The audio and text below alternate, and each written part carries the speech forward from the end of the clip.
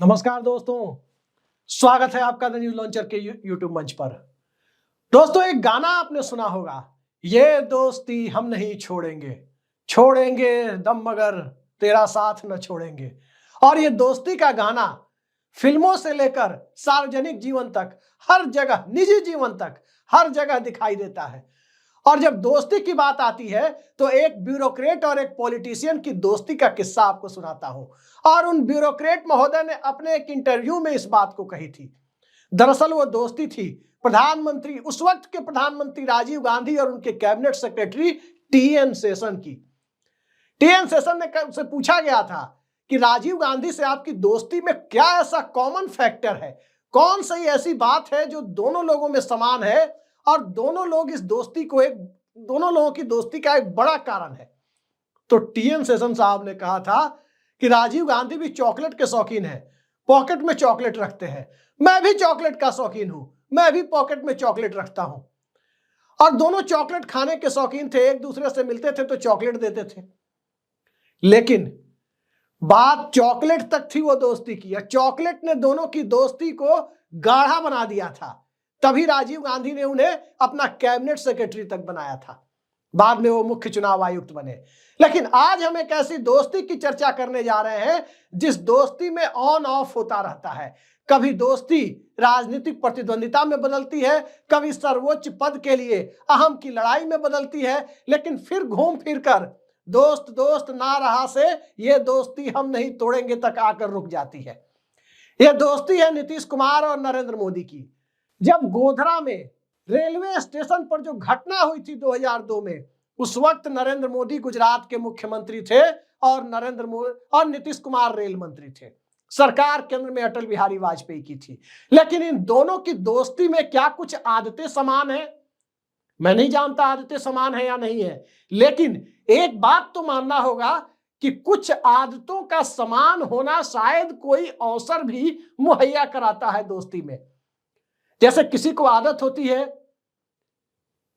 कि दोनों बहुत अच्छा गप लड़ाते हैं तो दो गप लड़ाने वाले लोगों में दोस्ती हो जाती है।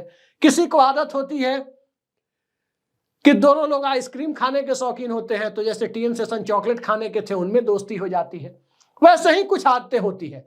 तो आपको नरेंद्र मोदी और नीतीश कुमार में हालिया दिनों में सबके सामने दिख रही एक समानता आपको दिखाता हूं। जरा देखिए इन दोनों फुटेज को। पहले आप देखिए नरेंद्र मोदी की पटपड़गंज की रैली की फोटो, जिसमें वो अपने कैंडिडेट रविंद्र नेगी, विधानसभा चुनाव लड़ रहे कैंडिडेट रविंद्र नेगी के साथ कितना शिष्टाचार भरा व्यवहार कर रहे हैं। जरा देखिए इसे।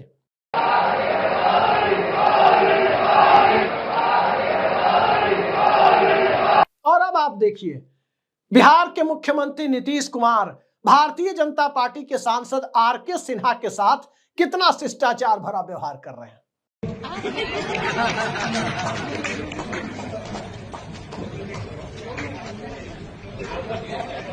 तो देखा आपने, वाकई राजनीति में शिष्टाचार कम होता जा रहा है। एक दूसरे का, अपने राजनीतिक प्रतिद्वंदियों का जो पहले लोग सम्मान करते थे वो सम्मान नहीं कर रहे। और निश्चित तौर पर शिष्टाचार, सम्मान, ये लोकतंत्र की बहुत बड़ी खूबसूरती होती है और सार्वजनिक जीवन में इसका पालन किया जाना चाहिए। सार्वजनिक जीवन का मतलब ही होता है कि दो सभ्यशालीन लोगों के बीच, अलग अलग इलाके से, अलग अलग बैकग्राउंड से, अलग अलग तरह की शिक्षा प्राप्त, अलग अलग तरह की परिस्थितियों से जूझ कर आए लोगों के बीच जब सार्वजनिक जीवन में किसी कॉमन प्लेटफॉर्म पर, चाहे सियासत हो, कला हो, संस्कृति हो, ब्यूरोक्रेसी हो, स्पोर्ट्स हो, कहीं भी जिस प्रकार से समानता की उम्मीद की जाती है, शिष्टाचार का व्यवहार, एक दूसरे के लिए परस्पर सम्मान की उम्मीद की जाती है, वो धारणा जो कम होती जा रही है, उस पर निश्चित तौर पर नरेंद्र मोदी और नीतीश कुमार के शिष्टाचार ने एक नई लकीर खींचने का काम किया है। और आगे भी उम्मीद है कि इस देश के राजनेता इतने बेहतरीन तरीके से शिष्टाचार के उदाहरण प्रस्तुत करते रहेंगे। आपने देखा भाजपा के सांसद आरके सिन्हा को पैर छूते हुए बिहार के मुख्यमंत्री नीतीश कुमार को, और आपने देखा प्रधानमंत्री नरेंद्र मोदी विधायक का चुनाव लड़ रहे रविंद्र नेगी, जो उन्हीं की पार्टी के उम्मीदवार हैं, उनके पैर छू रहे हैं। 3 बार पैर छूते हुए फोटो आपने देखी।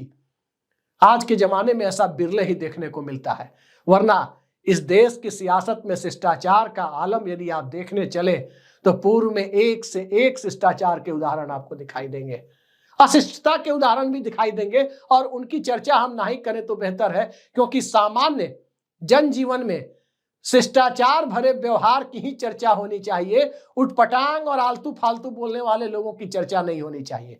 आलतू फालतू तो लोग बहुत बोल देते हैं, तमाम तरह की ऐसी बातें बोल देते हैं जिसके बारे में हम चर्चा भी नहीं कर सकते, लेकिन कहा गया है कि व्यक्ति में, किसी भी व्यक्ति में उसका गुण देखना चाहिए, अवगुण नहीं देखने चाहिए। और जब अब गुण देखने चलते हैं तो स्वाभाविक है कि अच्छे आचरणों को भी देखना चाहिए।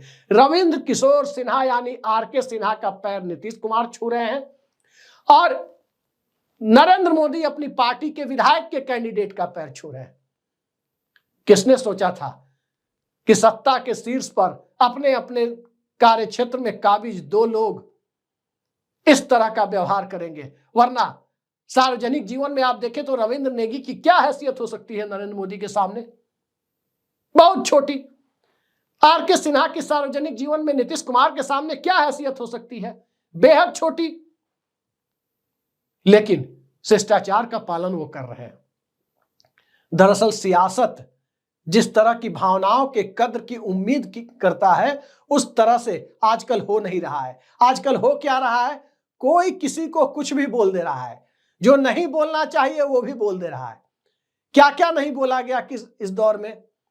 और जब यही देखने की आदत है इस देश के लोगों को कि आखिर जितने ऊटपटांग आलतू फालतू बयान होते हैं, तो जरा उससे इतर हटकर अच्छी चीजों को भी तो देखना चाहिए।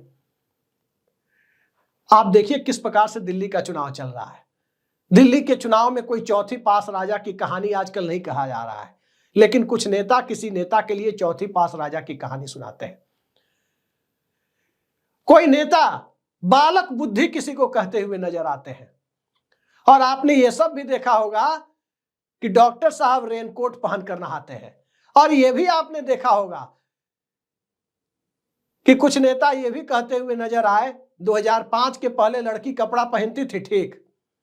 यही दोनों शख्सियत हैं जिनकी चर्चा हम कर रहे हैं, नरेंद्र मोदी और नीतीश कुमार। इस तरह की बातें पूर्व में ये लोग करते रहे, लेकिन चलिए, कुंभ में डुबकी लगाने का दौर है, और डुबकी लगाए बिना यदि अपने पाप को, कथित पाप को यदि कोई व्यक्ति धुल ले, मैं भी नहीं गया, मैं भी अपने पाप को धुलने की कोशिश करता हूं कि बाल्टी के पानी से ही धुल लूं, लेकिन बयानों से किए गए गलतियों को यदि कोई धुलने की कोशिश कर रहा है, बयानों में अगर पूर्व में किसी की भावना आहत हुई हो, इस तरह के बयान दिए गए हो किसी व्यक्ति की, समाज की, समूह की, तो निश्चित तौर पर इस तरह के आचरण सुकून पहुंचाते हैं कि नहीं, लोग गलत नहीं है, ये लोग अच्छे हैं। कई बार भावना में बहकर जो बोल गए उससे किसी की भावनाओं को ठेस पहुंची, लेकिन भावना आहत गैंग भी इस देश में कई बार खड़ा हो जाता है, जैसे खान मार्केट गैंग, जैसे टुकड़े टुकड़े गैंग, वैसे ही एक भावना आहत गैंग भी खड़ा हो जाता है। लेकिन इन सब के ऊपर